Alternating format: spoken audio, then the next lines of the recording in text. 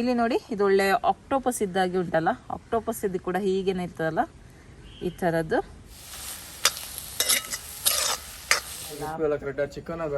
ಚಿಕನೇ ಬೇಡ. ಹಾಯ್ ಎಲ್ಲರಿಗೂ. ನೋಡಿ ದೊಡ್ಡ ಬೊಂಡಸ್ ಮೀನ್ ತಂದಿದ್ದೀನಿ. ಎಷ್ಟು ದೊಡ್ಡದುಂಟು ನೋಡಿ, ಸೂಪರ್ ಆಗಿ ಉಂಟಲ್ಲ. ಇದರದ್ದು ವೆಯ್ಟ್ ಎಷ್ಟು ಗೊತ್ತುಂಟಾ? 1.3 kg, 1 kg 300 grams ಉಂಟು ಇದು. ಸೊ ಇಂಥ ಬೊಂಡಸ್ ಎಲ್ಲ ನೋಡ್ಲಿಕ್ಕೆ ಸಿಕ್ಕುದು ಭಾರಿ ಅಪರೂಪ ಅಲ್ಲ. ಸೊ ಇದನ್ನ ಎಲ್ಲಿಂದ ಪರ್ಚೇಸ್ ಮಾಡಿದ್ದು, ಹಾಗೆ ಇದರ ರೇಟ್ ಎಷ್ಟು, ಇದೆಲ್ಲ ಡೀಟೇಲ್ಸ್ ನನ್ನ ವ್ಲಾಗ್ ಚಾನಲ್ ಅಲ್ಲಿ ಉಂಟು, ನೀವು ಅಲ್ಲಿಂದ ನೋಡ್ಬೋದು. ಜ್ಯೋತ್ಸ್ನಾ ವ್ಲಾಗ್ಸ್ ಅಂತ ಟೈಪ್ ಮಾಡಿದ್ರೆ ನಿಮ್ಗೆ ಸಿಗುತ್ತೆ, ಅದರಲ್ಲಿ ಹಾಕಿರ್ತೀನಿ ನಾನು. ಸೊ ನೋಡಿ, ಈಗ ಫಸ್ಟಿಗೆ ಇದನ್ನ ಕ್ಲೀನ್ ಮಾಡುವ, ಕಟ್ ಮಾಡುವ, ಮತ್ತೆ ಇದರದೊಂದು ಒಳ್ಳೆಯ ಮಸಾಲಾ ರೋಸ್ಟ್ ಅನ್ನ ಮಾಡುವ, ಆಯ್ತಾ?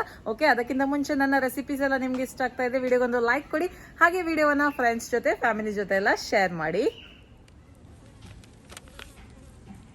ನೋಡಿ ಇದರ ಕಣ್ಣು ನೋಡಿ ಅಂತೆ ಎಷ್ಟು ದೊಡ್ಡದುಂಟು ನೋಡಿ. ಇಲ್ಲಿ ನೋಡಿ ಇದು ಒಳ್ಳೆ ಆಕ್ಟೋಪಸ್ ಇದ್ದಾಗಿ ಉಂಟಲ್ಲ, ಆಕ್ಟೋಪಸ್ ಇದು ಕೂಡ ಹೀಗೇನೆ ಇರ್ತದಲ್ಲ ಈ ಥರದ್ದು ನೋಡಿ. ಹೀಗೆ 2 ಉಂಟು. ಇದನ್ನು ನಾವು ಹಾಕುದಿಲ್ಲ, ತೆಗೆದು ಬಿಡುವ ನೋಡಿ. ಓಕೆ, ಫಸ್ಟಿಗೆ ಇದನ್ನು ತೆಗೆದು ಬಿಡುವ, ತಲೆಯನ್ನು ಕಟ್ ಮಾಡಿ ಬಿಡುವ. ಈ ಥರ ಎಳೆದ್ರೆ ತಲೆ ಬರ್ತದೆ ನೋಡಿ. ಓಕೆ, ತಲೆಯನ್ನು ಸಪ್ರೇಟ್ ಮಾಡುವ ನೋಡಿ. ಇದೊಂದು ಮೀನು ತಿಂದಿದೆ, ಮೀನು ಕೂಡ ಉಂಟು ಇದು ಹೊಟ್ಟೆ ಒಳಗೆ ನೋಡಿ. ಫುಡ್ ಎಲ್ಲ ತಿಂದದ್ದು ಅದೆಲ್ಲ ಕಟ್ ಮಾಡಿ ತೆಗೆಯುವ. ಇದರೊಳಗೆ ಈ ಥರದ್ದೊಂದು ಪ್ಲಾಸ್ಟಿಕ್ ಟೈಪ್ ಟ್ಯೂಬ್ ಇತ್ತು, ಅದು ತೆಗೆದು ಬಿಡುವ ನೋಡಿ, ಟ್ಯೂಬ್. ಈಗ ಇದರದ್ದು ಸ್ಕಿನ್ ಎಲ್ಲ ತೆಗೆಯುವ. ಇದು ಸ್ಕಿನ್ ನೋಡಿ ಸುಲಭದಲ್ಲಿ ಬರ್ತದೆ ಈ ಥರ, ಇದರದ್ದು ಚರ್ಮ ಹೀಗೆ ತೆಗೆದ್ರಾಯ್ತು ನೋಡಿ. ಎಲ್ಲದನ್ನು ಕ್ಲೀನ್ ಮಾಡಿ ಇಡುವ. ಈಗ ಇದು ಸೈಡ್ ಇದು ಇದನ್ನೆಲ್ಲ ತೆಗೆಯುವ, ಈಗ ಕಟ್ ಮಾಡುವ. ಇದು ಚಿಕ್ಕ ಬೊಂಡಸ್ ಆದರೆ ಸೈಡ್ ಇದು ಹೀಗೆ ಬರ್ತದೆ ಸುಲಭದಲ್ಲಿ ನೋಡುವ. ಓಕೆ, ಇದು ಕೂಡ ಬರ್ತದೆ, ಇದನ್ನು ತೆಗೆದು ಬಿಡುವ ನೋಡಿ.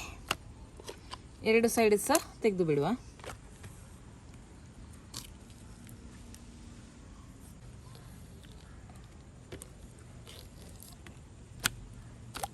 ಓಕೆ, ಒಳಗೆ ಕ್ಲೀನ್ ಮಾಡಲಿಕ್ಕೆ ಬಾಕಿ ಉಂಟು ಇನ್ನು ಕೂಡ.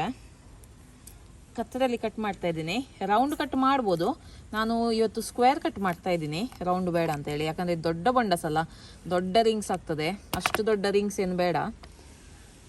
ಸ್ಕ್ವೇರ್ ಕಟ್ ಕೂಡ ಒಳ್ಳೇದಾಗ್ತದೆ, ಸ್ಕ್ವೇರ್ ಅಥವಾ ಟ್ರಯಾಂಗಲ್. ಇದು ಒಳಗೆ ಸ್ವಲ್ಪ ಏನಾದ್ರು ಇದ್ದರೆ ಇದನ್ನು ಕ್ಲೀನ್ ಮಾಡಿದರೆ ಆಯ್ತು. ಇನ್ನು ನೀರಲ್ಲಿ ತೊಳೆದು ಒಮ್ಮೆ ಇದನ್ನು ಕ್ಲೀನ್ ಮಾಡಿದರೆ ಆಯಿತು.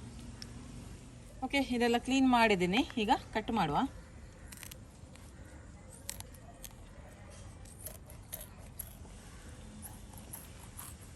ಕತ್ತರಲ್ಲಿ ಸುಲಭ ಆಗ್ತದೆ, ಚಾಕುವಿನಲ್ಲಿ ಸಹ ಕಟ್ ಮಾಡ್ಬೋದು.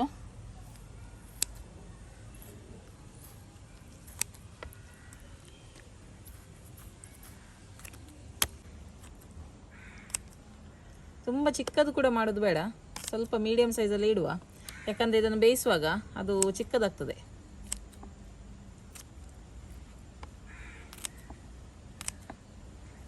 ಒಳ್ಳೆ ಇದರಲ್ಲಿ ನೋಡಿ ಅಂತೆ ಒಳ್ಳೆ ಮಾಂಸ ಉಂಟು. ಇದು ಎಷ್ಟು ದಪ್ಪ ಉಂಟು ನೋಡಿ.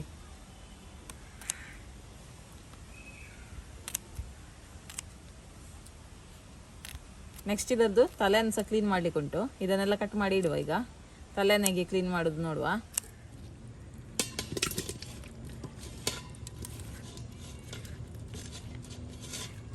ಓಕೆ, ಈಗ ತಲೆಯನ್ನು ಕ್ಲೀನ್ ಮಾಡುವ ನೋಡಿ. ಇದರಲ್ಲಿ 2 ದೊಡ್ಡ ಕಾಲು ಉಂಟಲ್ಲ, ಇದನ್ನು ಫಸ್ಟಿಗೆ ತೆಗೆದು ಬಿಡುವ.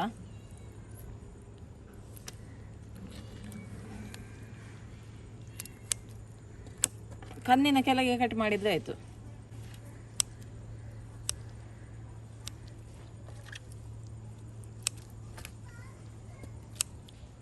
ಓಕೆ, ಇದರಲ್ಲಿರುವಂತಹ ಸಿಪ್ಪೆಯನ್ನೆಲ್ಲ ತೆಗಿಬೇಕು. ಇನ್ನಿದನ್ನು ಕಟ್ ಮಾಡಿದರೆ ಆಯಿತು.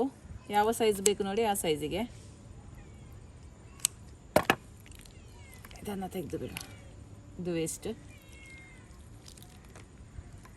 ನೋಡಿ. ಬೆಕ್ಕು ಕೂಡ ಬಂದಿದೆ, ಅದಕ್ಕೆ ಕೂಡ ಸ್ಮೆಲ್ ಅಂತ.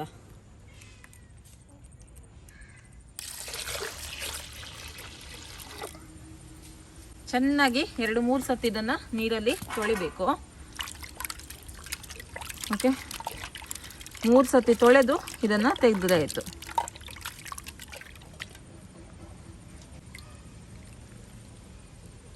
ನೋಡಿ, ಬೊಂಡಾಸ್ ಮೀನು ಕ್ಲೀನ್ ಮಾಡಿ ಆಯಿತು, ಕಟ್ ಮಾಡಿ ಆಯಿತು. ತುಂಬ ದಪ್ಪ ದಪ್ಪ ಉಂಟಿದು, ದೊಡ್ಡ ಬೊಂಡಾಸ್ ಅಲ್ಲ, ಮಾಂಸ ನೋಡಿದಲ್ದು.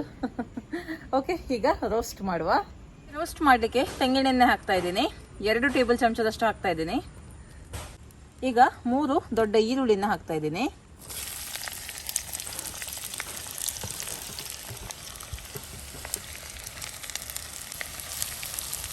ಈರುಳ್ಳಿ ಒಳ್ಳೆ ಕೆಂಪಾಗಬೇಕು, ಒಳ್ಳೆ ರೀತಿಯಲ್ಲಿ ಇದನ್ನು ಹುರಿದುಕೊಳ್ಳುವ. ನೋಡಿ, ಈರುಳ್ಳಿ ಸಾಫ್ಟ್ ಆಗ್ತಾ ಬಂತು. ಈಗ ಇದಕ್ಕೆ ನಾನು 2 ದೊಡ್ಡ ಟೊಮೆಟೊನ ಹಾಕ್ತಾ ಇದ್ದೀನಿ.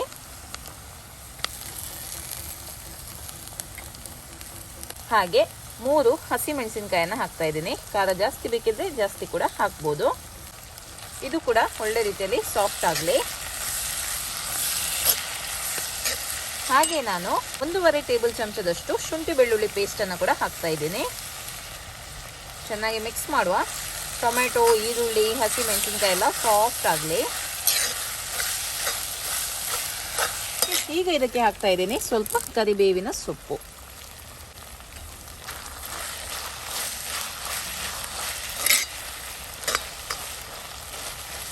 ಟೊಮೆಟೊ ಆಲ್ಮೋಸ್ಟ್ ಸಾಫ್ಟ್ ಆಗ್ತಾ ಬಂತು. ಇನ್ನು ಸ್ವಲ್ಪ ಇದು ಸಾಫ್ಟ್ ಆಗಲಿ. ಮತ್ತೆ ಇದಕ್ಕೆ ಮಸಾಲೆಯನ್ನು ಹಾಕುವ. ನೋಡಿ, ಈಗ ಇದಕ್ಕೆ ಮಸಾಲೆಯನ್ನು ಹಾಕುವ. ಇಲ್ಲಿ ನಾನು 1.5 ಟೇಬಲ್ ಚಮಚದಷ್ಟು ಅಚ್ಚಕಾರದ ಪುಡಿಯನ್ನು ತಗೊಂಡಿದ್ದೀನಿ, 1 ಟೇಬಲ್ ಚಮಚದಷ್ಟು ಕೊತ್ತಂಬರಿ ಪುಡಿ, ಅರ್ಧ ಟೇಬಲ್ ಚಮಚದಷ್ಟು ಗರಂ ಮಸಾಲ ಪುಡಿ, ಅರ್ಧ ಟೇಬಲ್ ಚಮಚದಷ್ಟು ಜೀರಿಗೆ ಪುಡಿ, 1 ಚಮಚದಷ್ಟು ಅರಿಶಿಣದ ಪುಡಿ.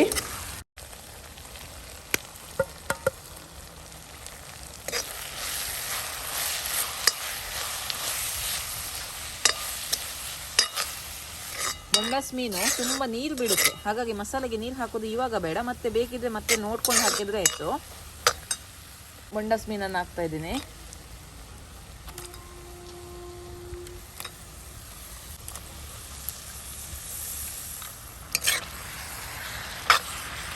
ಇನ್ನಿದು ಒಳ್ಳೆ ರೀತಿಯಲ್ಲಿ ಬೇಯಬೇಕು.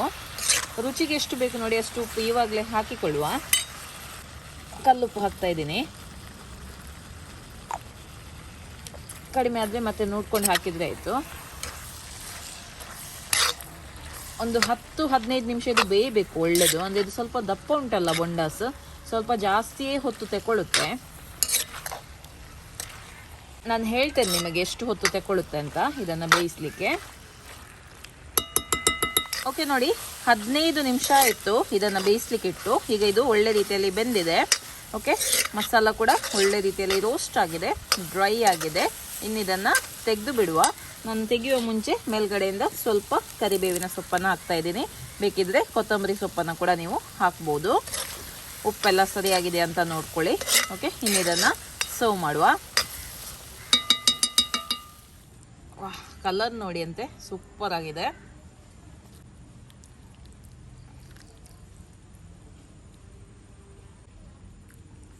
ಓಕೆ, ಇನ್ನು ಇದನ್ನು ಟೇಸ್ಟ್ ಮಾಡುವ. ಓಕೆ, ಬೊಂಡಾಸ್ ಮೀನಿನ ರೋಸ್ಟ್ ರೆಡಿ ಆಗಿದೆ. ಬಸವರಾಜ್ ಅವರು ಬಂದಿದ್ದಾರೆ ಇದನ್ನು ಟೇಸ್ಟ್ ಮಾಡಲಿಕ್ಕೆ. ಏನಂದರೆ ಅವರು ಈ ಮೀನನ್ನು ಲೈಫಲ್ಲಿ ಫಸ್ಟ್ ಟೈಮ್ ತಿನ್ನೋದು, ಅವರು ತಿನ್ನಲಿಲ್ಲ ಈ ಮೀನನ್ನು.